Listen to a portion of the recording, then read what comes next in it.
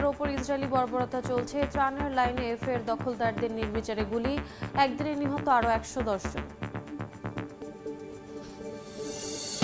আইএইএ-কে সহযোগিতার ঘোষণা ইরানের। যুক্তরাষ্ট্রের সঙ্গেও বৈঠকে বসার ইঙ্গিত। ইউরেনিয়াম সমৃদ্ধকরণ বন্ধে রাজি করাতে পুতিনের চেষ্টার খবর গুঞ্জন, বলছে তেহরান। এবার ইউরোপীয় ইউনিয়ন ও মেক্সিকোর ওপর 30% মার্কিন শুল্ক আরোপ। আগস্ট থেকে কার্যকর, পাল্টা ব্যবস্থার হুঁশিয়ারি ম্যাখোর। এবং কোনোভাবেই ঠেকানো যাচ্ছে না অবৈধ পথে বাংলাদেশিদের ইউরোপ যাত্রা। চলতি বছর ইতালি গেছেন 10,000-এর বেশি। সাগর পথে বাড়ছে মৃত্যুর মিছিল। গাজা থেকে সেনা প্রত্যাহার না করায় এবার ইসরায়েলের সঙ্গে যুদ্ধবিরতির সবশেষ প্রস্তাবও প্রত্যাখ্যান করেছে হামাস। এরপরই নেতানিয়াহুর কার্যালয়ের দাবি, আপোষে রাজি না হয়ে আলোচনায় বিঘ্ন ঘটাচ্ছে সংগঠনটি। এদিকে ইসরায়েলি আগ্রাসনে একদিনে নিহত হয়েছেন 110 জন। এর মধ্যে মানবিক সহায়তার লাইনে দাঁড়ানোদের ওপর দখলদার বাহিনী গুলি চালানোয় প্রাণ হারিয়েছেন অন্তত 27। সহায়তার নাম করে গুলি চালানোকে মানবাধিকার লঙ্ঘন বলে মন্তব্য করেছে জাতিসংঘ।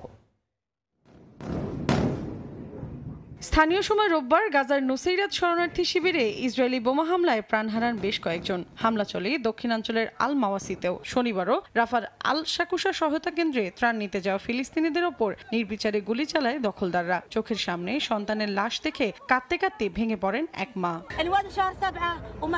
শুধু এক টুকরো রুটি চেয়েছিল, না খেয়ে মরে গেল আমার বাচ্চাটা। আমার পরিবার শেষ হয়ে গেছে। মেয়েটা আইসিইউতে, বাকিরা সবাই মৃত।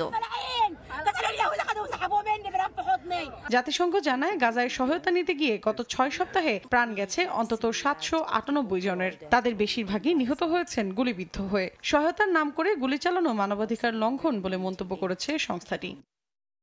ইসরায়েলের সঙ্গে 60 দিনের যুদ্ধবিরতির সবশেষ প্রস্তাবটি প্রত্যাখ্যান করেছে হামাস। এতে থেমে গেছে কাতারের দোহায় চলমান যুদ্ধবিরতির আলোচনা। নিউ ইয়র্ক টাইমস জানায়, গাজা থেকে আংশিক ইসরায়েলি সেনা প্রত্যাহারের বিষয়টি হামাসকে সন্তুষ্ট করতে ব্যর্থ হয়েছে। সংগঠনটি স্পষ্টভাবে বলেছে, তারা অবরুদ্ধ উপত্যকায় কোনো সামরিক উপস্থিতি চায় না। নেতানিয়াহুর কার্যালয় বলছে, কাতারের প্রস্তাব প্রত্যাখ্যান, আপোষে রাজি না হওয়া এবং মনস্তাত্ত্বিক চাপ প্রয়োগ করে আলোচনায় বিঘ্ন ঘটাচ্ছে হামাস। এদিকে টানা 21 মাস ধরে চলা যুদ্ধে নিহত হয়েছেন 58,000-এর বেশি ফিলিস্তিনি। নিহত শিশুদের স্মরণে ইসরায়েলের রাজধানী তেল আবিবে আলোর মিছিল করেছেন কয়েকশো বামপন্থী আন্দোলনকারী। ছবিতে নিহত ফিলিস্তিনি শিশুদের নাম, মৃত্যু তারিখ ও এলাকার নাম তুলে ধরা হয়। অন্যদিকে প্যালেস্টাইন অ্যাকশনকে সন্ত্রাসী সংগঠন ঘোষণা করার প্রতিবাদে উত্তাল যুক্তরাজ্য। স্থানীয় সময় শনিবার লন্ডনে আয়োজিত এই বিক্ষোভ থেকে 42 জনকে আটক করে পুলিশ। আইএইএ-এর সঙ্গে নতুন ধরনের সহযোগিতা চালিয়ে যাওয়ার ঘোষণা দিয়েছে ইরান। তবে পারমাণবিক স্থাপনায় প্রবেশের আগে ইরানের সর্বোচ্চ জাতীয় নিরাপত্তা পরিষদের অনুমতি নিতে হবে। ইরানি পররাষ্ট্রমন্ত্রী আব্বাস আরাগচি যুক্তরাষ্ট্রের সঙ্গেও আলোচনা পুনরায় শুরুর ইঙ্গিত দিয়েছেন। তবে সেক্ষেত্রে তিনি চেয়েছেন ইরানের জাতীয় নিরাপত্তার নিশ্চয়তা। এদিকে মার্কিন গণমাধ্যম এক্সিওসে জানানো হয়, ট্রাম্পের সঙ্গে গোপন আলোচনায় ইরানকে ইউরেনিয়াম সমৃদ্ধকরণ বন্ধে রাজি করানোর চেষ্টা চালাচ্ছেন পুতিন, যদিও এ দাবি নাকচ করেছে ইরান।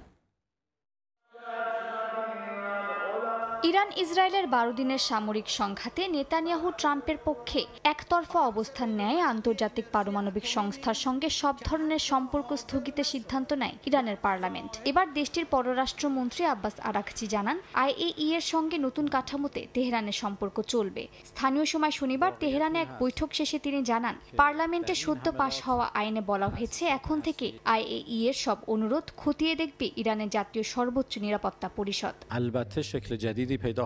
এ সময় আরাগচি জানান, যুক্তরাষ্ট্রের কাছ থেকে নতুন করে একাধিক আলোচনার প্রস্তাব পেয়েছে ইরান। তেহরান আলোচনায় ভয় পায় না বলে সাফ জানিয়ে দিয়েছেন তিনি। বলেন, আলোচনার শর্ত একটাই, ইরানি জনগণের স্বার্থ অক্ষুণ্ণ থাকতে হবে। তিনি আবারও জোর দাবি করেন, তেহরানের পারমাণবিক কর্মসূচি বরাবরই শান্তিপূর্ণ ছিল এবং থাকবে। এ সময় আরাগচি হুঁশিয়ারি দেন, ইরানের উপর জাতিসংঘের যে কোনো তাৎক্ষণিক নিষেধাজ্ঞা পুনর্বহাল করা হলে দেশটির পারমাণবিক ইস্যুতে ইউরোপের ভূমিকার সমাপ্তি ঘটবে। এদিকে মার্কিন গণমাধ্যম এক্সিওসের এক প্রতিবেদনে দাবি করা হয়, রুশ প্রেসিডেন্ট ভ্লাদিমির পুতিন যুক্তরাষ্ট্র ও ইরান দুই পক্ষকেই তেহরান যেন ইউরেনিয়াম সমৃদ্ধকরণ পুরোপুরি বন্ধ করে এমন চুক্তিতে আসার প্রস্তাব দেন। তবে এই দাবি জোরালোভাবে প্রত্যাখ্যান করেছে ইরানের রাষ্ট্রীয় সংবাদ মাধ্যম তাসনিম নিউজ এজেন্সি। সংবাদ মাধ্যমটি জানায়, পুতিনের সঙ্গে আরাগচির শেষ বৈঠকে এ ধরনের কোনো আলোচনা হয়নি। দাবিটিকে একেবারে মিথ্যা ও ষড়যন্ত্রমূলক বলে আখ্যা দিয়েছে তেহরান। পুতিনের এই অবস্থান নিয়ে সন্দেহ দেখা দিয়েছে ইরানের কূটনৈতিক মহলে, কারণ ইউক্রেন যুদ্ধে রাশিয়াকে ড্রোন ও ক্ষেপণাস্ত্র সরবরাহ করে আসছে ইরান। কিন্তু ইসরায়েলের সঙ্গে ইরানের 12 দিনের যুদ্ধ চলাকালে রাশিয়ার ভূমিকা ছিল নিষ্ক্রিয়। এই কারণে ইরানি নেতৃত্ব রাশিয়ার ওপর অসন্তুষ্ট বলে মনে করছেন বিশ্লেষকরা। শুধু ফিলিস্তিনি নয়, এবার অধিকৃত পশ্চিম তীরে এক আমেরিকান তরুণকেও পিটিয়ে হত্যা করেছে অবৈধ ইসরায়েলি বসতি স্থাপনকারীরা। ফিলিস্তিনের স্বাস্থ্য মন্ত্রণালয় জানায়, শুক্রবার রামাল্লায় 23 বছর বয়সী ওই তরুণকে পিটিয়ে খুন করা হয়। এই ঘটনায় সমবয়সী আরও এক ফিলিস্তিনি তরুণও নিহত বলে জানানো হয়েছে। প্রশ্ন উঠেছে, এবার নিজ নাগরিক হত্যার বিরুদ্ধে কোনো ব্যবস্থা নেবে কি ট্রাম্প প্রশাসন? হিজল জোবাইরের ডেস্ক রিপোর্ট। এবারে সাধারণ কোনো ফিলিস্তিনি নয়, এক মার্কিন নাগরিককেই পিটিয়ে হত্যা করেছে অবৈধ বসতি স্থাপনকারী ইসরায়েলিরা।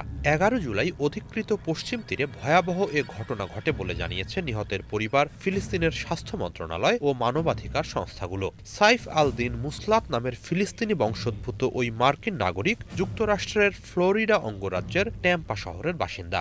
ফিলিস্তিনের স্বাস্থ্য মন্ত্রণালয় জানায়, শুক্রবার রামাল্লার উত্তরে সিনজিল শহরে অবৈধ বসতি স্থাপনকারীরা 23 বছর বয়সী মুসলাতের ওপর হামলা চালায়।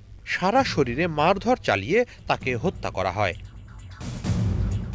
প্রভাবশালী মার্কিন গণমাধ্যম ওয়াশিংটন পোস্টকে নিহতের পরিবার জানিয়েছে, সম্প্রতি ফ্লোরিডা থেকে স্বজনদের দেখতে ফিলিস্তিনে যান মুসলাত। তারই মাঝে নির্মম এই ঘটনা ঘটল।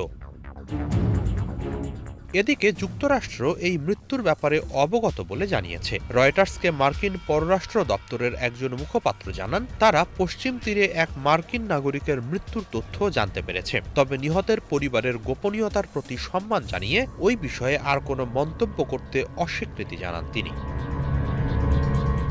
অবৈধ বসতি স্থাপনকারী ইসরায়েলিদের এই হামলায় মোহাম্মদ শালাবি নামে আরও এক ফিলিস্তিনির মৃত্যু হয় বলে জানিয়েছে পশ্চিম তীরের স্বাস্থ্য মন্ত্রণালয়। বসতি স্থাপনকারীরা তাকে গুলি করে হত্যা করে।